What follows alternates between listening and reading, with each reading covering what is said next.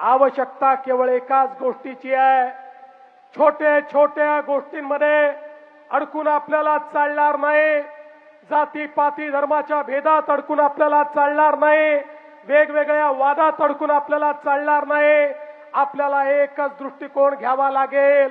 आपल्याला एकच मंत्र घ्यावा लागेल. आम्ही एक साथ चलो, आम्ही एकत्रित चलो, कदम से कदम मिलाकर चलेंगे, तिरंगा हाथ में लेकर चलेंगे, तिरंगे की आन बान और शान के लिए एक साथ जिएंगे और एक साथ मरेंगे. अशा प्रकारचा विचार घेऊन जरा आपण पुढे गेलो तो मां कसम भारत को कोई रोक नहीं सकता.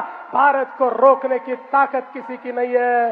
आणि म्हणून मी तुम्हाला एवढं सांगण्याकरता आलो आहे.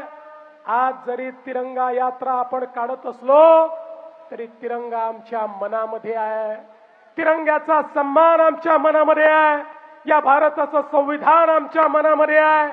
या भारताचा स्वाभिमान तो आमच्या मनामध्ये आहे. हा स्वाभिमान या ठिकाणी सातत्याने जागृत ठेवून आणि नवभारताची जी संकल्पना मोदीजींनी मांडली आहे तो नवभारत तयार करण्याची जबाबदारी आता तुमची सगळ्यांची आपली आहे. ही जबाबदारी येत्या काळामध्ये आपण पार पाडू आणि ही जबाबदारी जर आपण पार पाडली तरच हा तिरंगा हाती घेण्याला काही ना काही अर्थ आहे. तरच तिरंगा हाती घेण्याची या ठिकाणी खऱ्या अर्थानं आपली क्षमता आहे.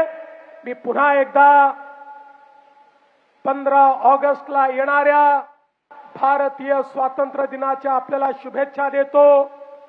9 ऑगस्टला क्रांती दिन होता. क्रांती दिनापासून तिरंगा यात्रा आपण सुरू केली आहे. पुढची क्रांती 9 ऑगस्ट 1942 ची क्रांती ही करो या मरोची क्रांती होती.